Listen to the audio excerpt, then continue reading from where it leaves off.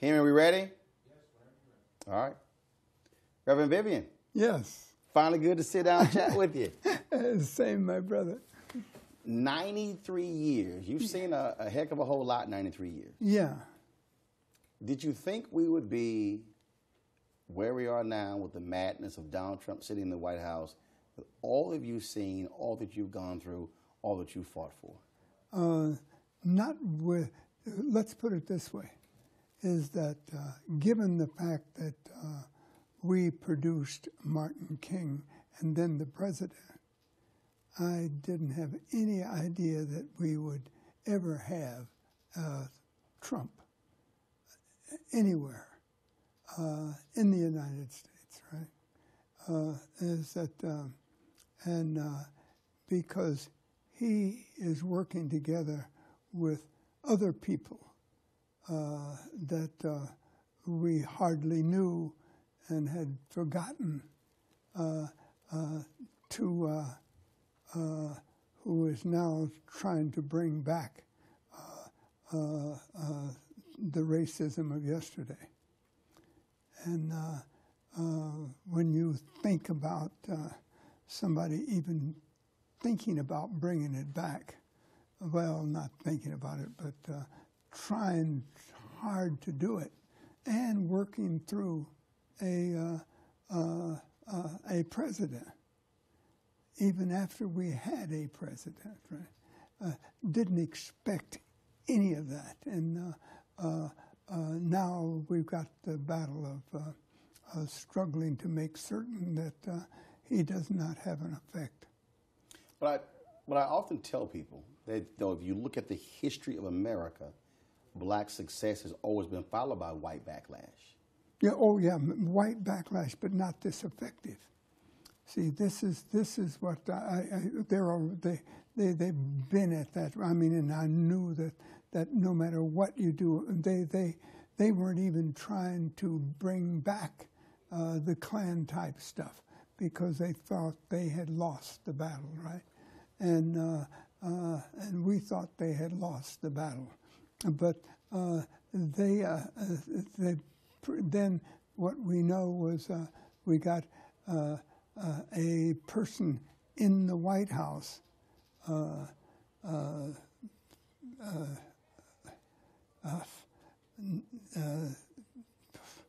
and we have to put up with that and go back to doing it again. We hope things will fall our direction. But do you believe that this moment, though, is a wake-up call for what I call the post-civil rights movement generation, those born 68 and beyond, for them to understand that parents may have wanted to keep a lot of this stuff away, but they got to put some skin in this game as well? Yeah, in fact, that the struggle is never won, completely won. And we rested too long to expect it to have not to happen. All right, and I say that for many of our older persons as well as our younger ones, right? Is that you never have to stop fighting the struggle. In fact, until you're completely in charge, you're not in charge at all. And we have to know that and see that and make each other aware of it, even when it seems like that we have won all the battles. All right, we still have to make our people and our young people even quite aware that the struggle is never over. That's one thing I like about Jews. Jews never think the struggle is over. When did you know that you were going to be committing your life to black liberation, black freedom, that struggle?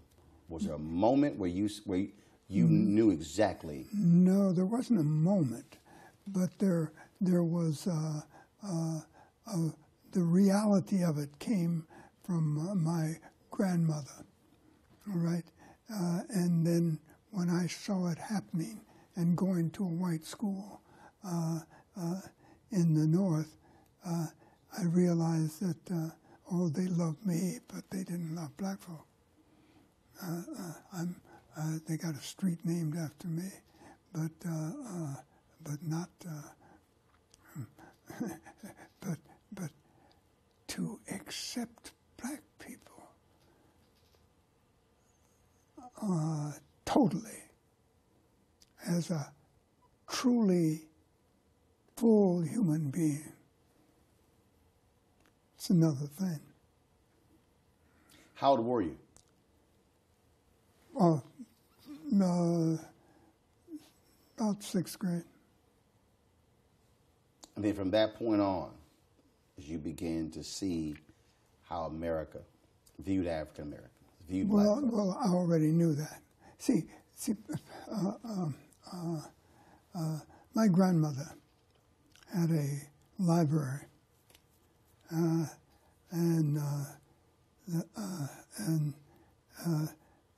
that is what I read all the time, right?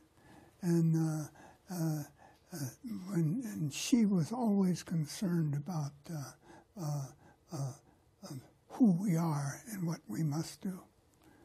And as a result of that, I thought that once we had a president, we wouldn't have to worry. In fact, I was surprised that we had got a president as soon as we did. I did not think we would get it at all, really.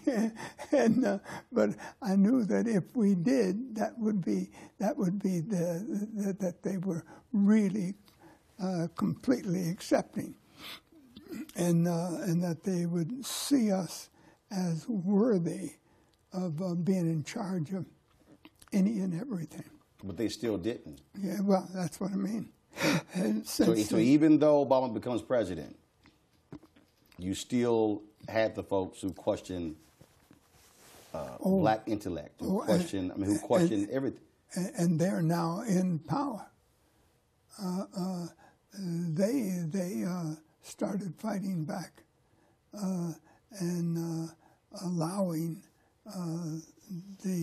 those that had thought that they had completely lost.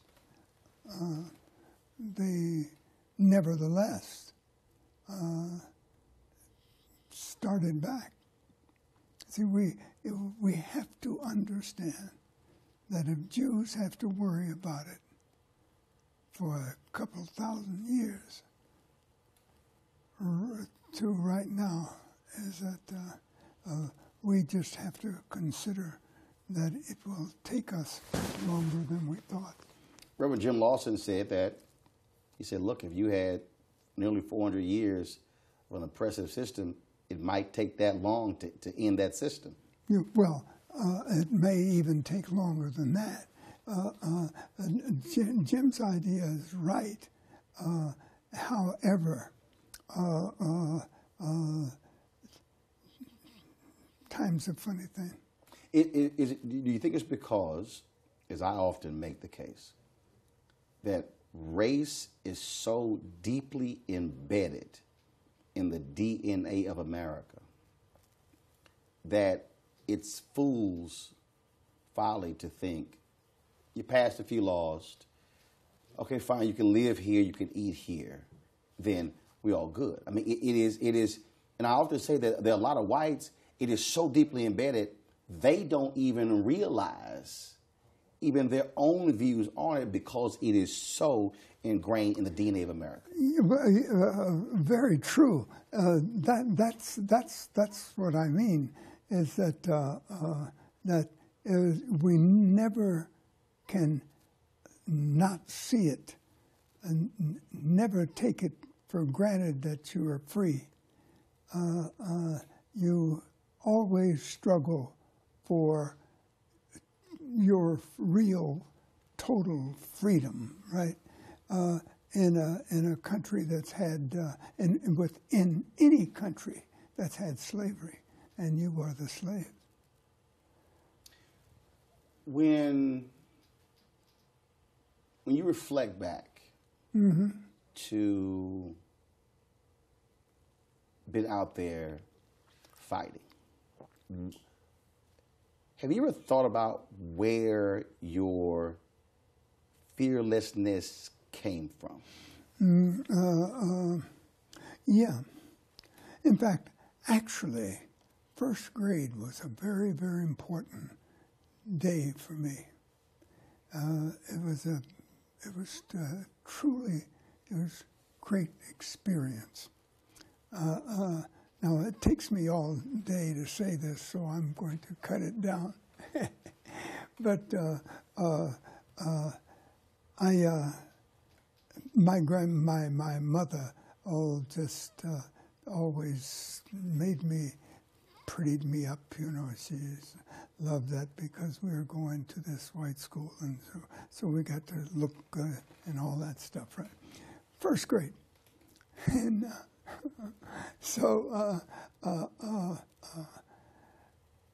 I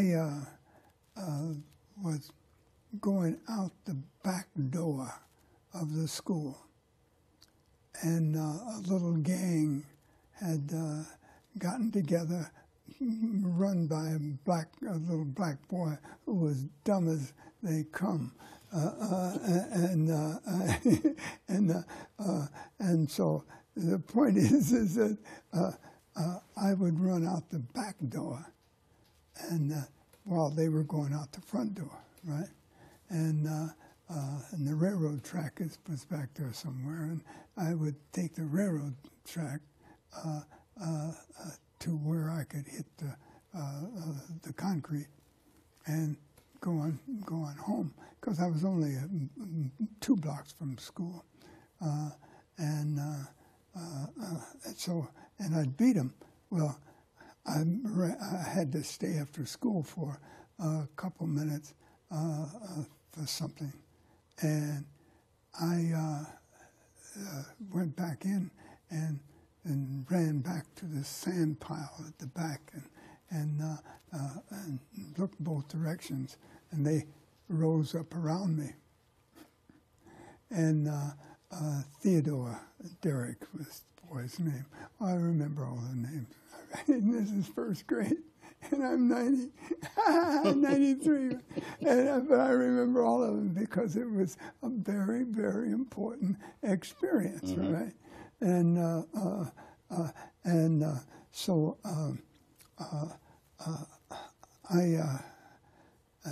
he sent somebody in to fight me. I beat that boy.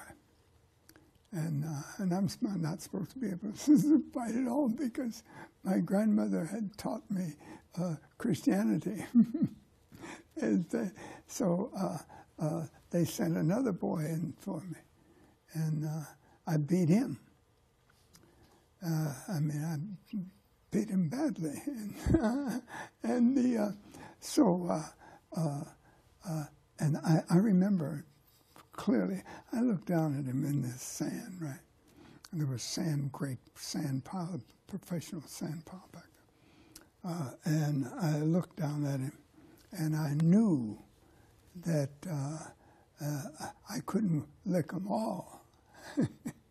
So I would better, so I looked at Theodore Derrick and said, "Come on in. Come on in the circle." And he decided not to. And he went home, right, with all his little gang. So the bully was afraid to fight you. That's exactly right. And this is first grade, all right? This is first grade. But they was always trying to defeat somebody, and because of their own personal ignorance, really. So for you staring them down. Yeah. So when you stared down Jim Clark and Bull Connor, You were just thinking back to first grade. Well, I wasn't thinking back to it, but I like the idea. You said, I dealt with the bully then, I deal with the bully now. In fact, and that was because I kept doing that all the way through school until when I was in fourth grade, I was in charge of the school. All right, but I didn't hurt anybody. I made certain that nobody fought kids who were weaker or less able than they were, right?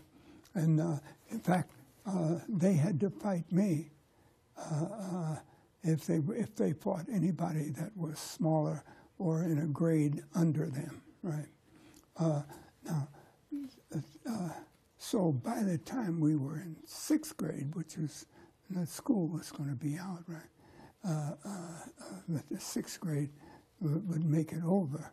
By that time, I made clear that to everybody, except two kids, I know them too, right?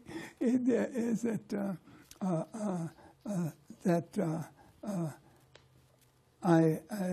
if they jumped on anybody, I would jump on them, right? And the other kid that was capable at the fourth grade level was a white boy named what's his name? I can see him now. He had white hair, and he was dumb as Theodore Dark, right? And in fact, in the third grade, the teacher made me teach them. They still pay no attention. Yeah, well, see, that's it. They tried. But if you don't have it, you don't have it, right?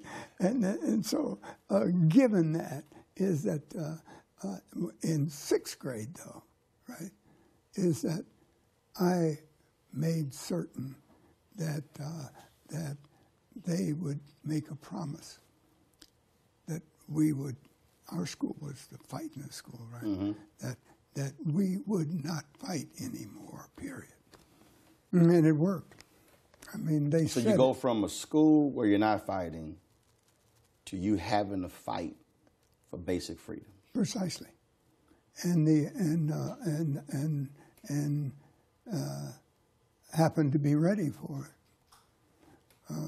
Won it, right? But I didn't want to be it, right?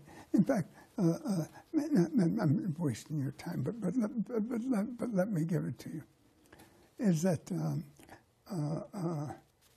I thought about it and decided that when I fought that. When I won that second battle,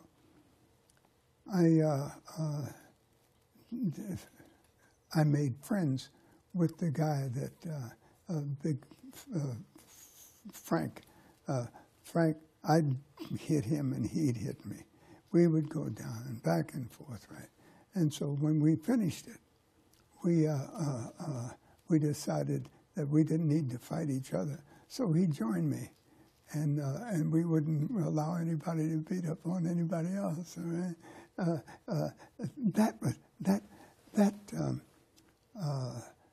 And give you another piece of it. The war was over not only for little boys fighting, but what it was over. The war itself that was going on started. And, it sounds strange, but it started, and everybody had a job because once the war started, there was a job. Never forgot that, and life changed for everybody. So as you explain that story, Yeah,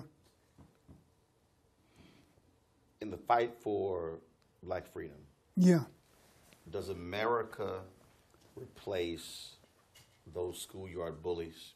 That is, America was the country picking on the little people, Precisely. and establishing their dominance over them. Precisely, and when I got to junior high, see, those kids, the dumber ones, and I shouldn't call them, but I got to, is that they had jobs now. All right, their parents had jobs now. It made the difference, is that so they could keep this promise that they made to me, right? That they could keep it because they weren't even going to school, right? They had money, they had a job, and this is just sixth grade, right? But I never had a fight or since then, right? Is that we ended up in junior high with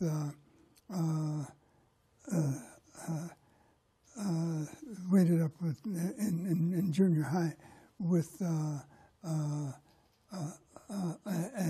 a system that you went to first grade, you either they put you in a grade, right, by ability. So all of us that had ability were in that class, right? And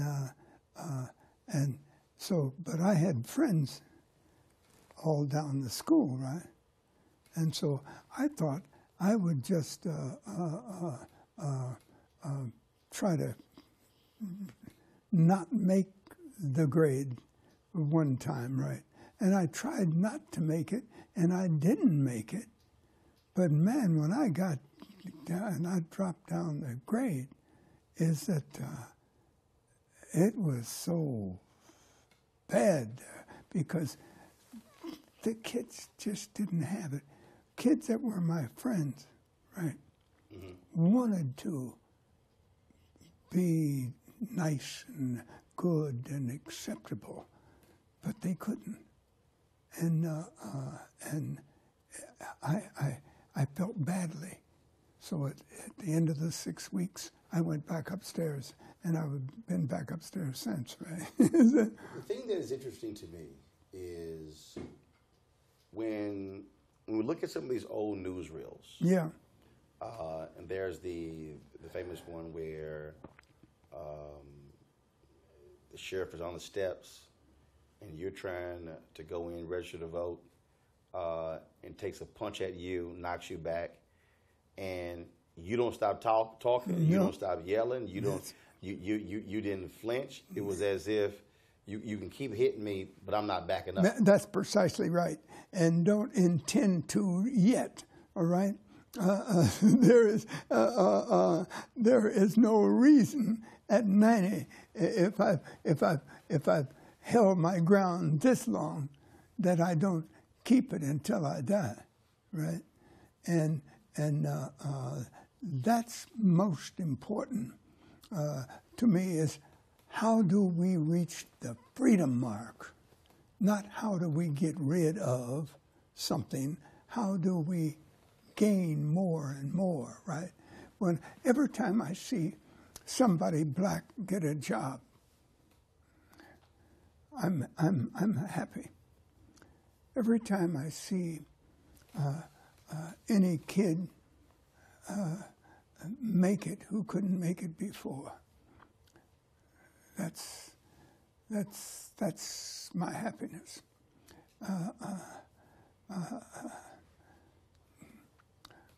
that kind of experience makes me thankful, and I want to see more of it instead of less of it. Right? When we think back to just the daily indignities, the daily treatment, I don't think anybody who didn't endure it really, really understands what that was like. Precisely. You can read a movie, you can watch a movie, you can read a book, but just every single day, Jim Crow envelops your entire life. And you know that it's going to. See, that's what makes it difficult. Wake truly. up, Yeah. go to bed. That's it. And what this is. See, I always knew white schools, right? When I found out about black schools at the college level, that's what I really wanted, right? But the University of Chicago was a better shot for me, and so because I knew what was going on there, because I'd been north all the time, right? So I forgot the idea. I was just going to. I forgot the fact that I wanted to make certain that that I stayed at that level again. You see what I mean? It's to give it, as you were talking about it, right? And so I tried to maintain it at another level. If I had been south, I would have been at Morehouse. All right, that would have been it. And my children, and the worst thing that ever happened to my oldest son was the fact that he didn't go to Morehouse.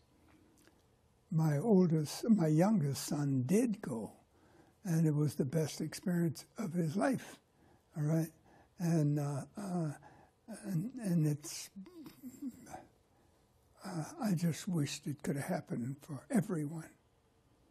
The fight for freedom. Yeah. I often say the reason why I think it was so amazing, because you really just had ordinary people Right. who had extraordinary faith, extraordinary courage to say enough. Yeah.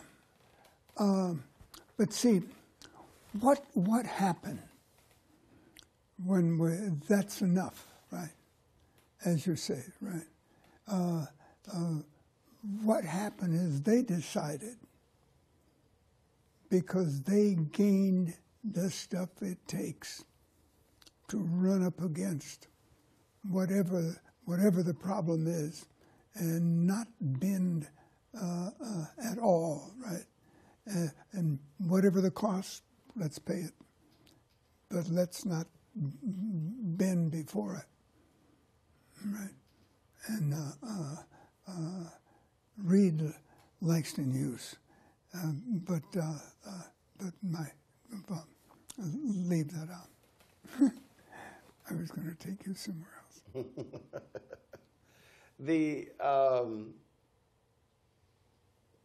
When I think about those ordinary people, doing extraordinary things, so I'm reading this book, and remember we talked previously about this. So you're all in St. Augustine, and you're trying to desegregate the beaches, and all this sort of thing is happening, and y'all are under these fierce attacks. And y'all on the beach, you can't swim. That's right. And this person's trying to drown you. Yeah. And you tell me, here you are with your head underwater. Yeah. And you start laughing. That's right. I say, this is it, because I thought at that point this guy had me underwater. They swim every day, and I said, this is it, and I laughed, right? Because I knew that was it, that I was going to lose this one. But so, if you lose it, you lose it, Doc. If you win it, you win it. All right. And I have every intention of winning them all. And then someone jumped on his back, and you realized that it was a cop that was on your back. It was, so here you are, a cop was trying to drown you. Well, no, he wasn't trying to drown me. He was really trying to pull the other guy off of me. Right? Because everybody's trying to kill all y'all that's in right. Florida. Yeah, but they were on my back, right? But this policeman really tried to get rid of the white guy on my back. He really did. And so then you're standing there. So you got the white guy on your I'm back. not standing there. I'm stretched out underwater. So then the cop. So he pulls the guy off of you. Yeah. And then you come out of the water. And so now it's you, drenched, Yeah. white guy, and the cop. And then you trying to figure out who's going to jail. No. Well, see, the point being is that. And you didn't have time to think about it. You just did it, right? So when the policeman grabbed me, I said, I didn't, and whatever I said, right? But the point is, I definitely let him know that I had no business being the one that's going to jail, right? And that this guy was, right? And this guy was looking at this policeman too. The guy that was on my back was looking at policeman too. We both were looking at the policeman, and the policeman. And when I told the policeman, you had no business, et cetera, et cetera, he blinked, and I can see him blinking now, and he looked back, because he had never arrested white guys before when it came to a choice between a black and a white fellow. Did y'all often, the folks fighting, after it happened, did y'all often go back to the hotel room or you're in the car and literally share these wild stories, essentially how close all of y'all came to death? Not really. It's that we just know that we were, and there were occasions where that you didn't know whether you were going to.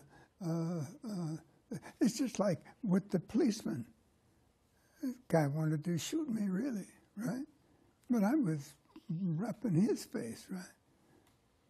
Because as soon as you give way, you can forget. And not only that, I was too angry to give way. I mean, who do you think you are, right? Kind of thing, right?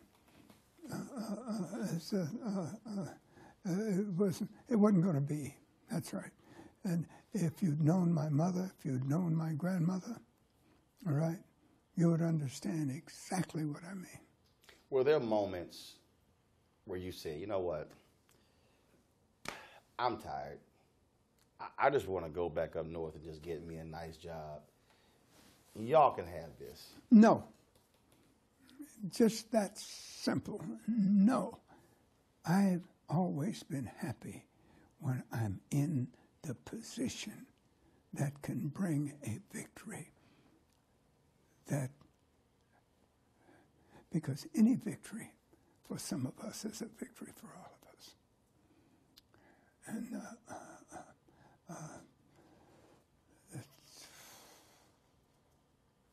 And you can feel my feeling. Right? Is that because that's it. Nobody has a right to mess over somebody else. Right? Just didn't. That gets us back to where it's something I left out. But I left it out on purpose because it was taking up time. But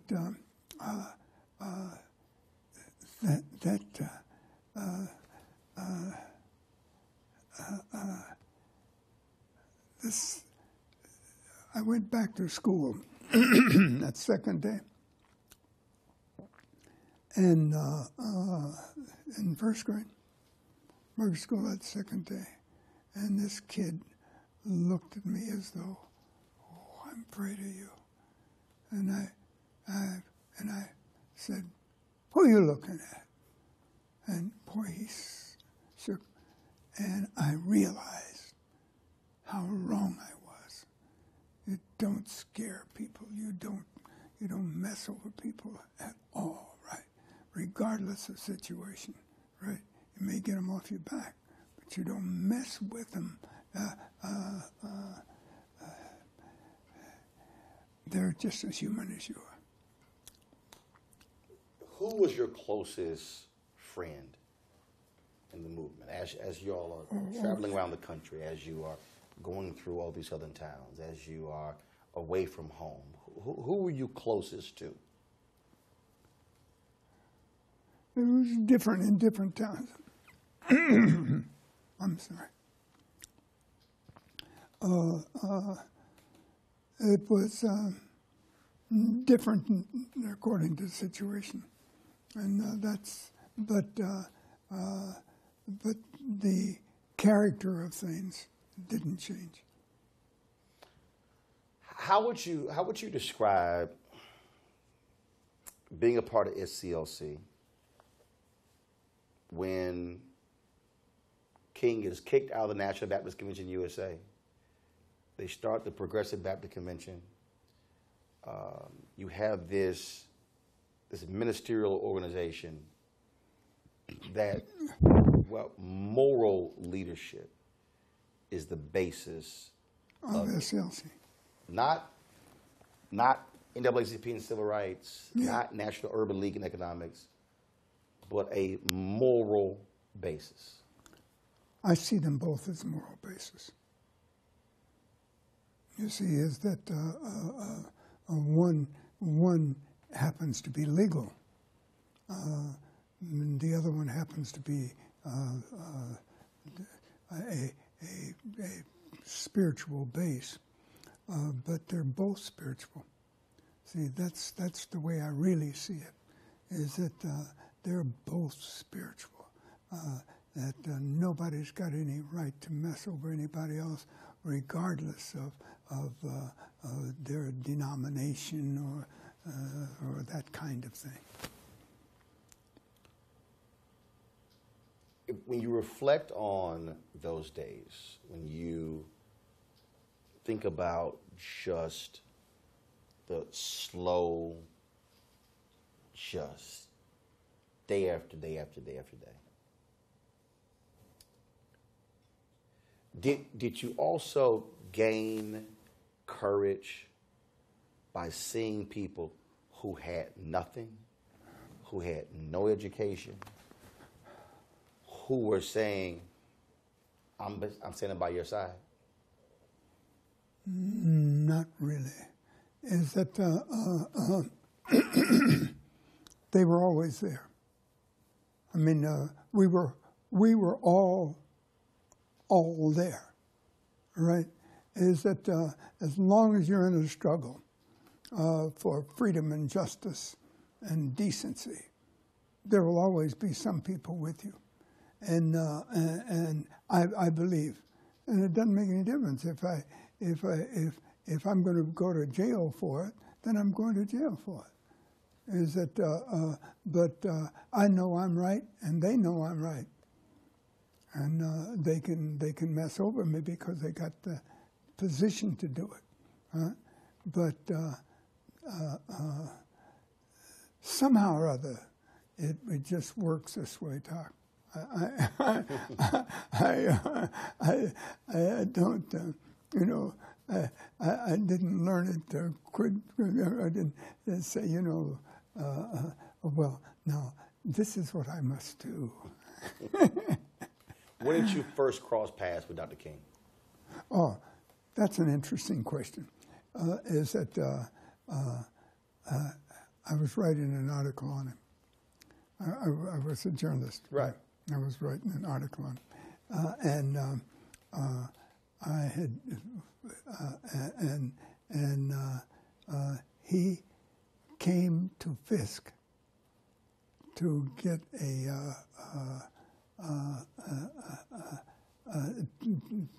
medal. So you were working in Nashville? Yeah. Working in where were you working? Yeah, in Nashville. Black newspaper, or where were you working? Oh no, I was at the Sunday School Publishing Board of the National Baptist Convention. Okay. And we were the largest thing out there. So he's coming to Nashville, getting an award, and you were assigned to do a story on him? Yeah. Well, yeah. But the point is that and why I went through that twice is because they did not, my people at the publishing house, they were afraid, and their fear was so great that I had to always watch it, all right? And but nevertheless, I made it all work. So when did you decide to leave your role as a journalist, working for the board there, to commit yourself full time to civil rights? Well, as it was the chance to do it. The point is, we did it because we could.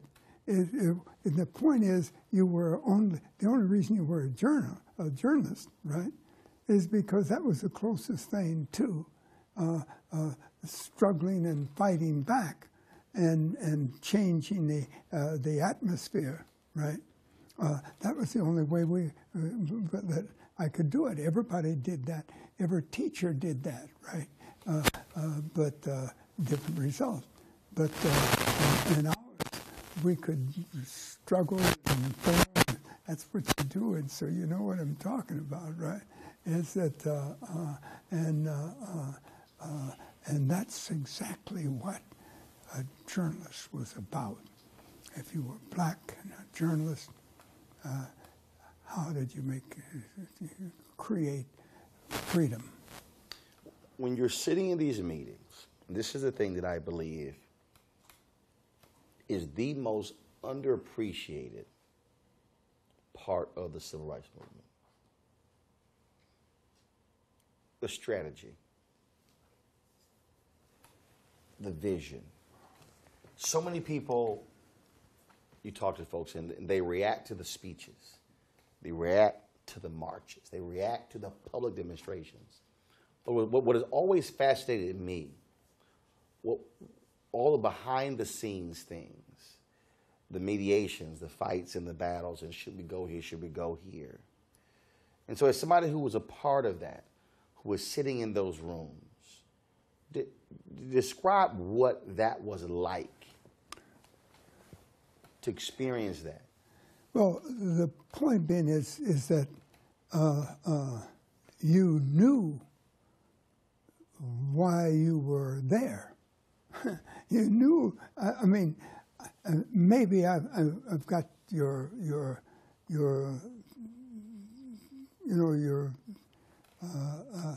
attempt to reach me.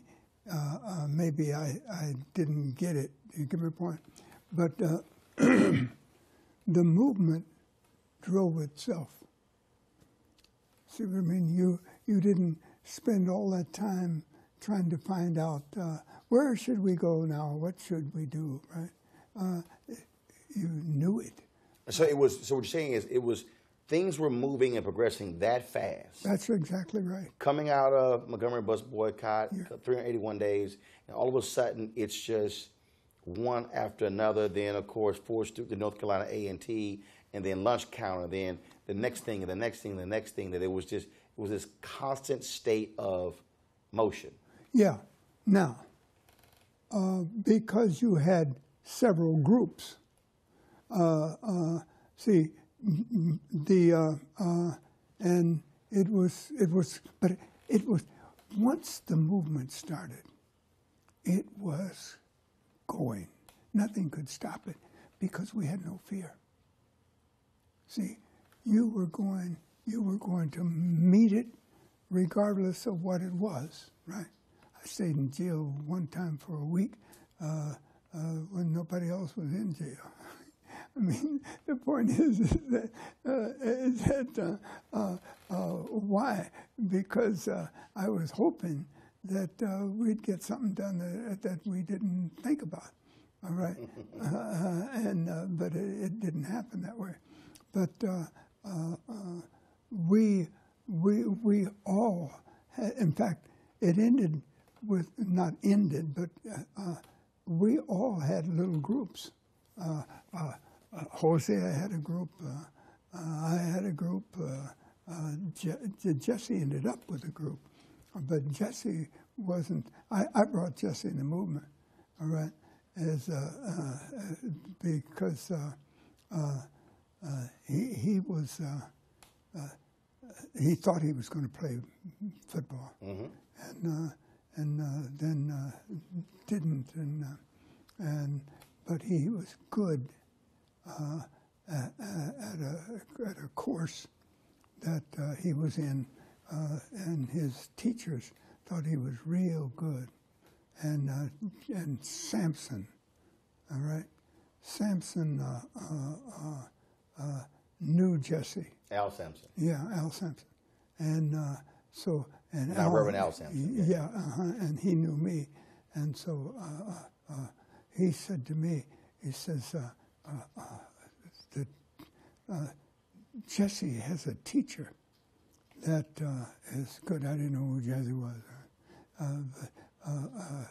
He has a teacher that thinks he's good and gives him good grades in organizing. And so you know,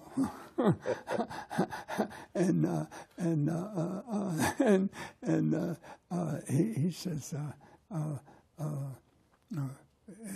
we need to get him in the movement, right?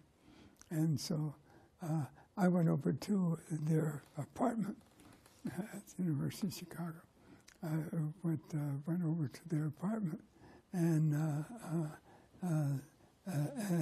Jesse was understandable. He wanted to be a part of something, right? Mm-hmm. And so he came in, but his wife, on the other hand, was just going to float with him, right? But my wife met her, and they became friends. So that paved the way. That made it a lot easier. Yeah, that made it a lot easier all the way around. And she was more fun because, man, she almost would run over a car if it got in her way. I know this is not in the thing where you'll take it out, but the point being is that and they became good friends, and they were always together, right? But it was just that was in Chicago. But anyway, that's just side stuff. When you we read these stories, read these stories about the depression Dr. King would be under. The heavy pressure, the burden, especially as we go beyond 65, and then 66 and 67. 65, 66. And so, how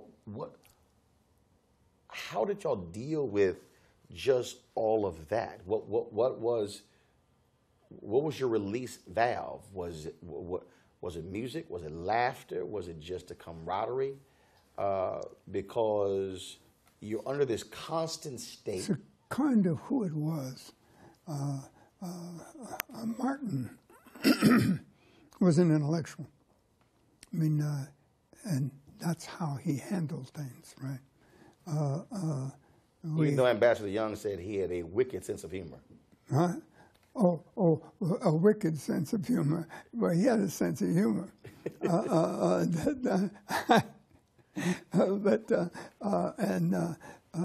And he had more than that.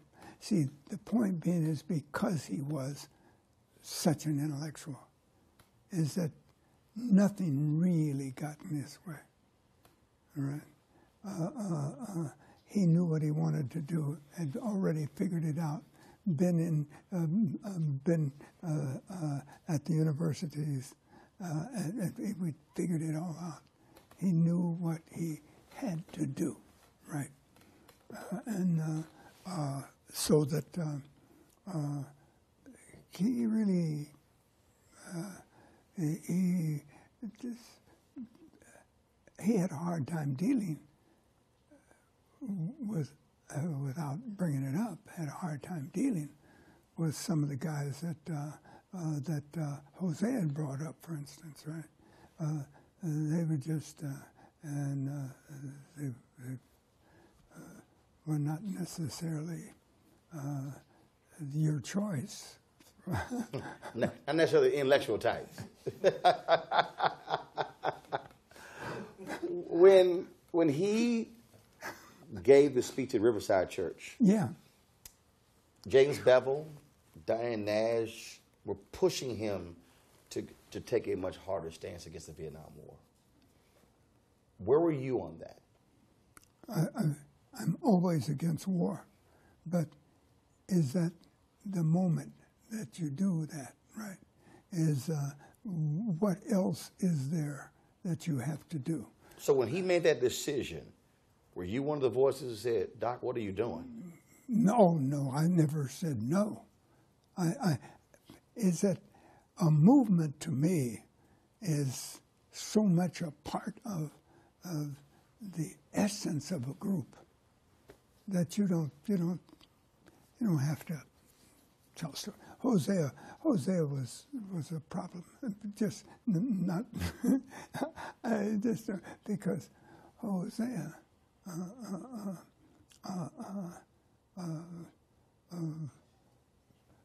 would go to what's Martin's, what's his name?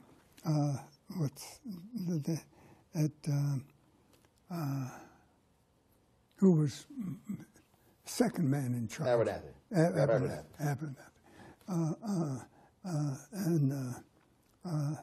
And he couldn't have his way in the group.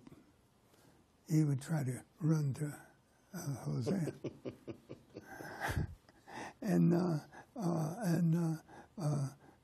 But we knew when to cut him off and when not to, right? Because Ab knew when to cut him off, and so did Martin. And so there was a different time sometimes, but they always, he had a hard time getting his way by that way, right? King goes to Memphis. Yeah. He's in Memphis. Yeah. Where are you? Are you there with him, or No. are you somewhere else? No, I was in Chicago. When he went to Memphis, I was in Chicago. And he often still communicated via phone with all of his different lieutenants in different places. Well, yes and no. I mean, we did, but not necessarily in all working on the same thing. Right. Yeah. Right, because at this point, you had different folks who were doing different things at different parts of the country. Right. So at 6:01 p.m. on April 4th, where are you? I don't know. 6:01 p.m. on April 4th, 1968. Oh, you mean when Martin was shot? Were you in Chicago? Yeah, no. Yeah, I was. When he was shot? Yeah. Yeah, I was, and I was when I was coming back to our apartment, and they kept saying on the radio, Martin King is shot, and then finally they said he is dead, right? And I knew right off the bat that he was dead, right? And before they even said it, because they wanted the public to, a little at a time. And I was on the other side of the city, and that's a long ways. And by the time I got to the house, they had announced, and so I remember that mid-level you had what did they call it? Some sort of level house that and it had two sets of stairs, and you went up one set of stairs to the bedrooms, and you went to other set of steps for the rest of the house, right? And when I came in, started up the stairs, and the wife was in the living room, so she said, "Are you going?" And I said, "Yes," and kept moving, right?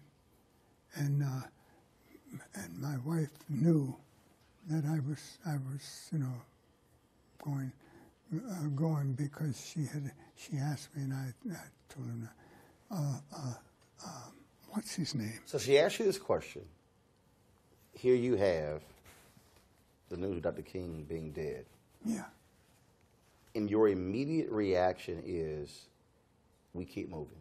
That's right, because and do it together, because now you have something quite. You have to be together to react to this.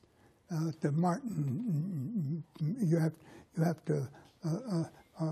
It's had to be. But did his death change everything? No, no. In fact, we kept going as much as we could, right? And we, in fact, I remember a fellow that was working with the Kennedys, and he and I were at the office, and we were going to try to raise money for the continuation of the movement, right? Which we did, but we didn't raise a lot of money. But we were still at it, right?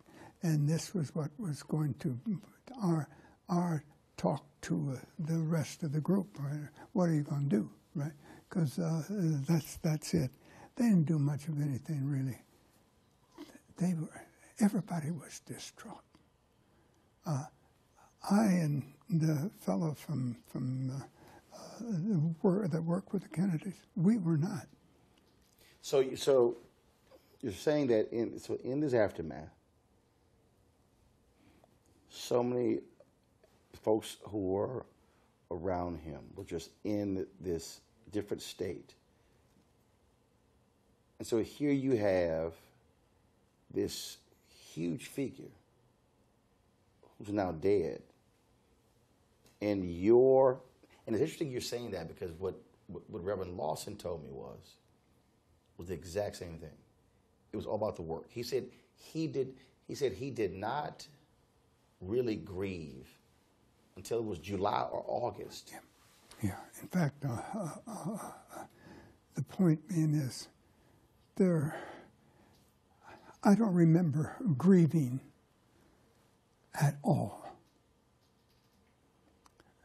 this was what you always expected, all right? But you knew also that that wasn't going to end the struggle. And it's the struggle that you were concerned about. And you were the struggle that Martin was concerned about. It was, that's what it was all about, right? Is that it wasn't about, well, Martin is dead, and so let's go home. And that's nonsense.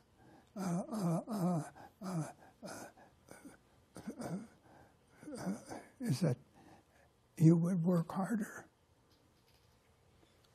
because you didn't have a Martin King. He was now not only dead, but he was to also mourning. We were also mourning, as far as I was concerned. The next day, when Coretta came out, and the mayor got a plane for him to go up and come. I was there the next morning too, right? And when remember, he was shot, of course, and and there was the story among us that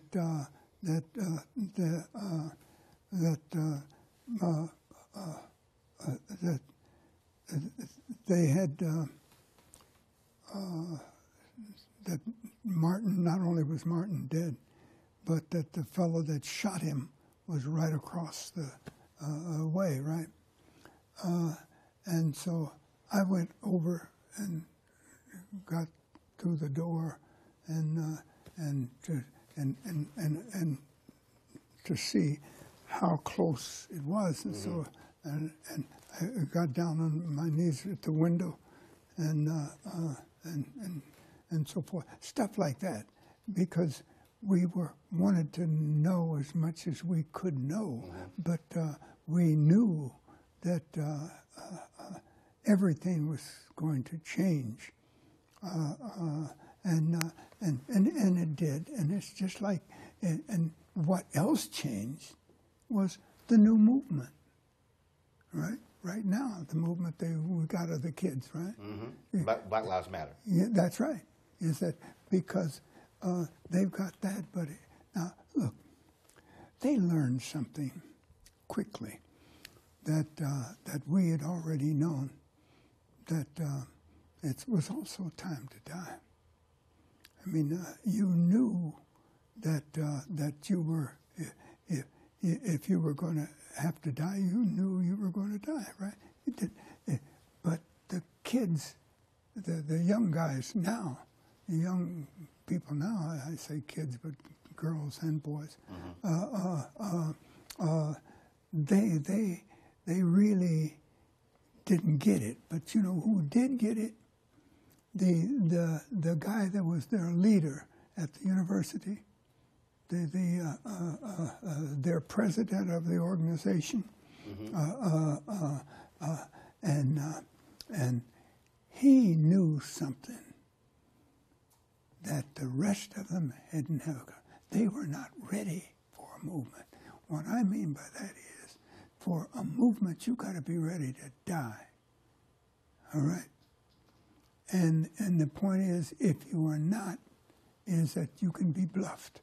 And that's what was happening to most of the kids at the university in that's this movement, right? But the young guy that really gave it its name, right? He had done. He was going to starve himself, right? What he had learned was that if you're not ready to die, you can't have a movement. I've been with those kids since in Florida once in another situation,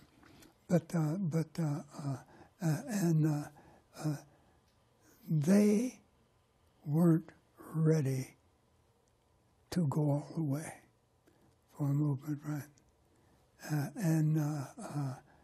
But the young guy that was head of it, he understood. 20, 30, 40 years from now, it's going to be a kid, elementary school, junior high school, doesn't matter. They're going to be looking at some films, a DVD, a documentary, looking at some photos. They're going to be reading something. And they're gonna You're all right, Doug. Keep going. They're going to come across Reverend C.T. Vivian. Yeah. They're going to see a newsreel. They're going to see you getting punched and you coming right back. They're going to see all of that. What do you want that student to know about you when they see that? It doesn't matter. What I want them to know is what they're going to have to do. Right? I don't care what they think about me. Is that the point being is that they've had to learn what they're going to have to do. Right? If they learn what they have to do, then that's the name of the story. And whether 10 of them do and 10 of them don't, it doesn't matter to me. They don't all have to do anything, right? Because they didn't in the first place, because you just don't, right? And you're not going to have everybody. It's a changed setup. You've done your struggle, really. You see what I mean? And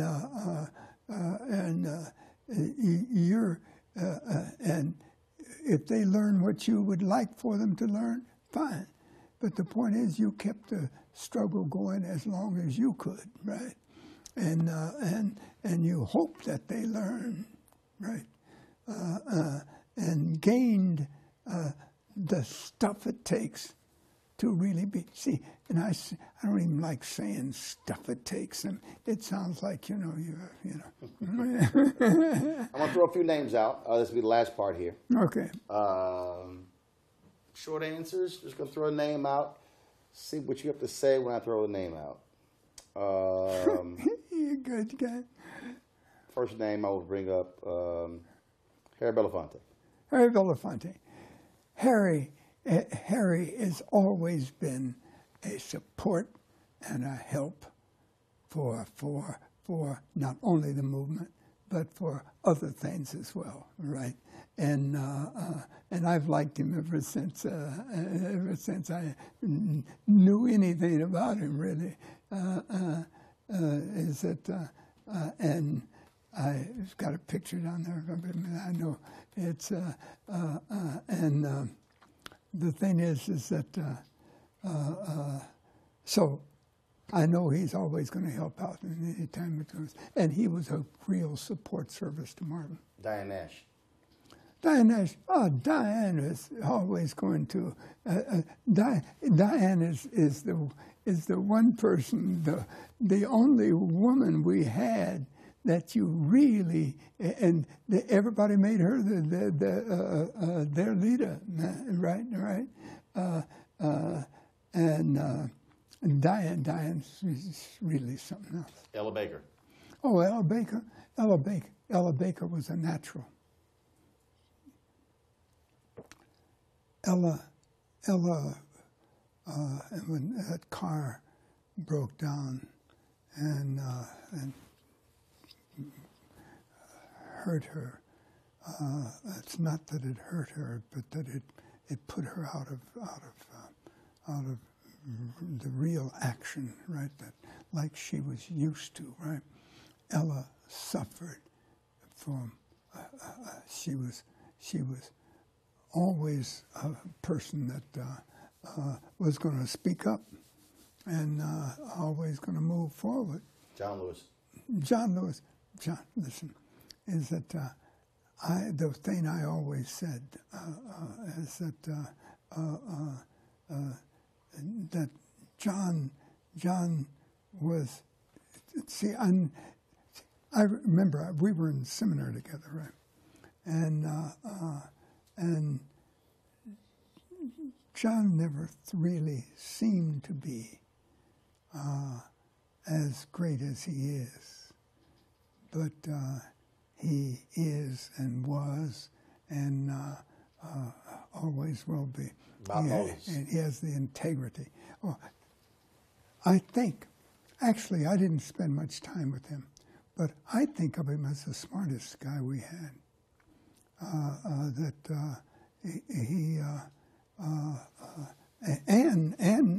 had the kind of stuff it takes. All right, and in fact, I didn't even know he was around for a while.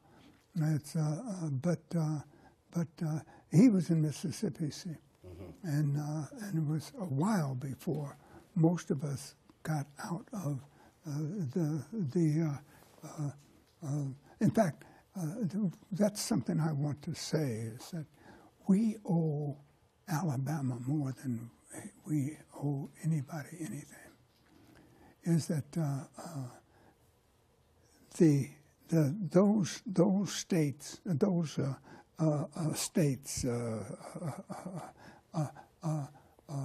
gave us, every one of them gave us something, right? I mean, they broke ground for us, all right? And I don't think that you can write anything about movement without every one of those states, Montgomery right on through Selma. Right? Jesse Jackson Sr. Jesse is.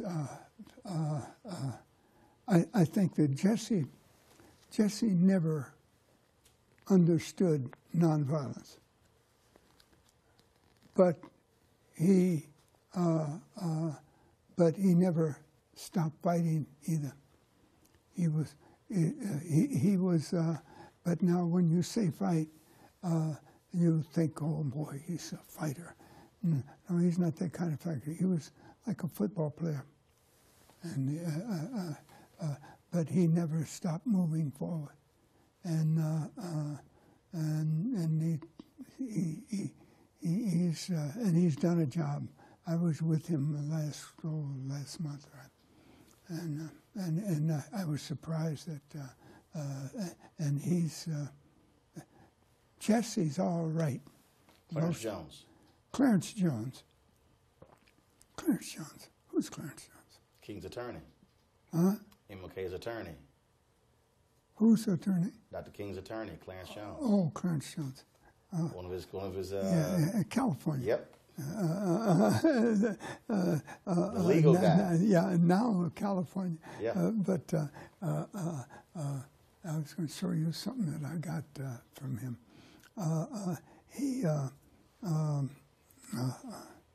Where is it?